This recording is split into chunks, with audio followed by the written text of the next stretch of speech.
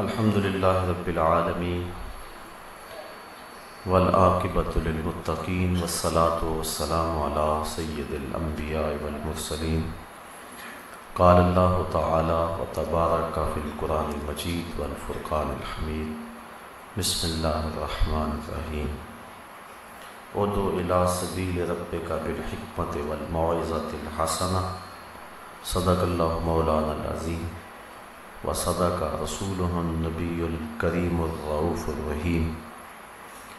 اللہم نور قلوبنا بالقرآن وزین اخلاقنا بالقرآن وادخلنا الجنۃ بالقرآن ونجنا من النار بالقرآن قال اللہ تعالی وتبارک فی شان حبیبہ مخبرا وعامرا ان اللہ وملائکتہ یصلون علی النبی یا ایہا الذین آمنوا صلوا علیہ وسلموا تسلیما الصلاۃ والسلام علیک یا رسول اللہ وعلی آلک واصحابک یا محبوب رب العالمین۔ تمام حمد و ثنا، تعریف و توصیف اللہ جل مجدہ الکریم کی ذات بابرکات کے لیے، جو خالق کائنات بھی ہے اور مالک شہنشاہات بھی۔ اللہ جل وعلا کی حمد و ثنا کے بعد حضور نبی اکرم،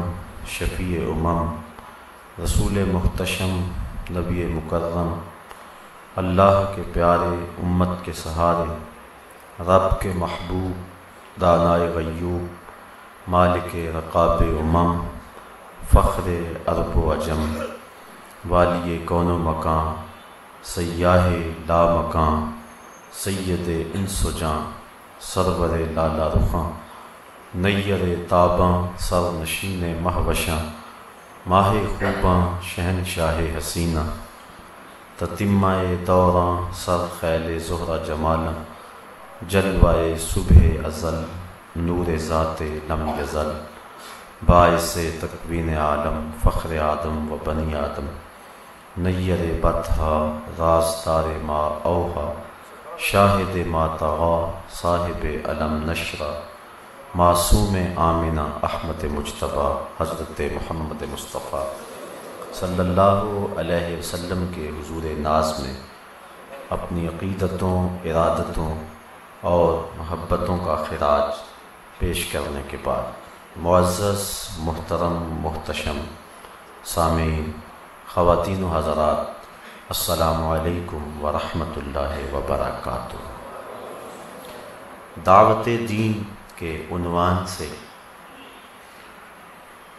چند باتیں آج کی اس نشست میں آپ کے گوش گزار کروں گا۔ اللہ تعالیٰ میری زبان پہ کلمۃ الحق جاری فرمائے۔ امت مسلمہ کو دعوت دین کا مکلف بنایا گیا ہے، اور ہر شخص کو اس بات کا حق پہنچتا ہے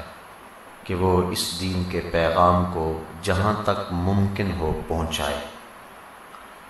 حضور نبی رحمت صلی اللہ علیہ وآلہ وسلم نے حجۃ الوداع کے موقع پر ارشاد فرمایا، فَلْيُبَلِّغِ الشَّاهِدُ الْغَائِبَ، جو یہاں موجود ہیں میرے پیغام کو ان تک پہنچائیں جو موجود نہیں ہیں۔ علامہ اقبال کے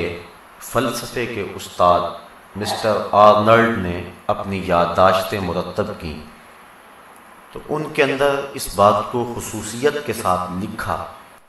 کہ اسلام تھوڑے سے عرصے میں پوری دنیا پر اتنی جلدی کیسے پھیل گیا۔ من جملہ وجوہات میں سے ایک وجہ یہ بیان کی کہ اسلام دعوت کسی مخصوص طبقے اور مخصوص افراد کے ساتھ نہیں رکھتا، بلکہ اسلام میں ہر شخص مبلغ ہے اور وہ دعوت کے فریضے کو سر انجام دیتا ہے۔ عیسائیوں میں پوپ ہو یا پادری، فادر ہو یا نن، اس کو استحقاق پہنچتا ہے کہ وہ تبلیغ کرے مذہب کی، باقیوں کو یہ حق نہیں ہے۔ آپ کی ہمسائیگی میں یہاں ہندو بستے ہیں، ان کے ہاں ذات پات کی تقسیم ہے، 4 ذاتیں ہیں، ایک ذات تبلیغ کرنے کا حق رکھتی ہے، باقی 2 ذاتیں تبلیغ سننے کا حق رکھتی ہیں، اور جو شودر ہیں نہ وہ تبلیغ کر سکتے ہیں اور نہ سن سکتے ہیں۔ ان کے مذہب کی کتابوں میں ہے اگر وہ تبلیغ کرتے پائے جائیں تو ان کی زبان کاٹ دیں، اور اگر وہ تبلیغ سنتے پائے جائیں تو ان کے کانوں میں سیسا پگھلا کے ڈال دیا جائے۔ تو وہ شودر نہ تو اپنے دھرم کی بات کرنے کے روادار ہیں اور نہ سننے کے روادار ہیں۔ ایک طبقہ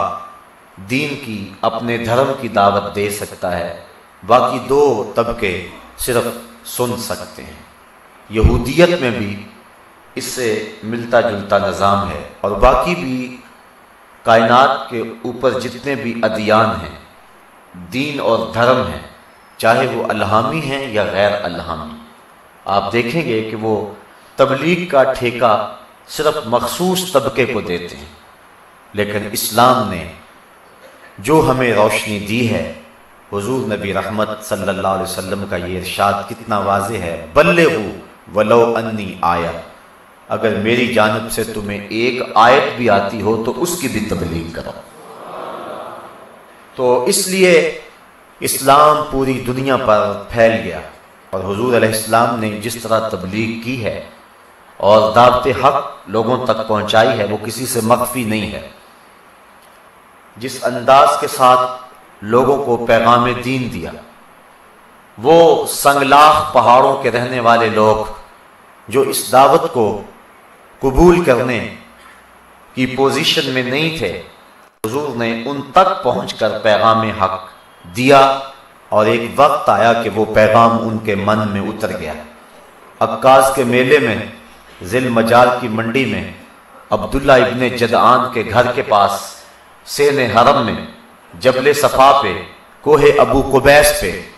وہ کون سی جگہ ہے جہاں حضور نے کھڑے ہو کے اس دین کی دعوت نہیں دی ہے؟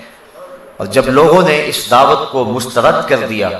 تو آپ جانتے ہیں کہ حضور ایک طویل، لمبا اور دکھ بھرا سفر کر کے طائف پہنچے تھے، اور ان کے سردار عبد یالیل اور باقیوں کو دعوت حق دی، انہوں نے مسترد کر دی۔ آقا کریم علیہ السلام نے فرمایا جو میں نے کہا سو کہا، اب یہ میرے اور تمہارے درمیان راز رہنا چاہیے، کیونکہ مکے کے لوگوں کو جب یہ پتہ چلے گا کہ طائف کے لوگوں نے دعوت دین کو مسترد کر دیا ہے تو وہ تمسخر کریں گے، مجھے نشانہ تضحیک بنائیں گے، اس لیے میں تمہارا مہمان ہوں، تمہاری بھلائی کا پیغام لے کر کے اتنی دور سے آیا تھا، تم نے نہیں سنا، تمہاری قسمت، لیکن اتنی بات تو میرے ساتھ بطور وعدہ کرو کہ یہ میرے تمہارے درمیان راز رہنا چاہیے۔ انہوں نے کہا ہم کیوں راز رکھتے پھریں، بلکہ انہوں نے اوباشوں کے ہاتھوں میں پتھر دیے، اور پھر جو حضور کے ساتھ سلوک ہوا وہ تاریخ میں موجود ہے۔ ام المومنین سیدہ عائشہ رضی اللہ تعالی عنہا فرماتی ہیں، ایک دن میں نے پوچھا بندہ نواز، کیا احد کے دن سے سخت دن بھی زندگی میں کبھی آیا ہے؟ صحابہ کی نظر میں احد کے دن سے سخت دن حضور کی زندگی میں کبھی نہیں آیا، جب حضور کے چچا شہید کر دیے گئے اور 70 صحابہ کے لاشیں پڑے ہوئے ہیں، آقا کریم کے سر پہ پٹی بندھی ہے، آنکھوں میں آنسو ہیں، اور بار بار کہتے ہیں ما فعل امی، میرے چچا کی کہانی سناؤ، میرے چچا کی بات سناؤ۔ تو یہ دن انتہائی سخت ترین دن تھا، اور اس دن حضور سخت ازردہ اور پریشان تھے۔ تو عرض کی حضور کیا احد کے دن سے سخت دن بھی کبھی زندگی میں آیا؟ فرمایا ہاں عائشہ، جب طائف کے بازاروں میں تیری قوم نے مجھے پتھر مارے تو یہ دن احد کے دن سے بھی سخت تھا۔ وہ 2 رویا کتاروں میں کھڑے ہو گئے، اور آقا کریم گزرتے ہیں تو وہ حضور کے پاؤں پہ پتھر مارتے ہیں،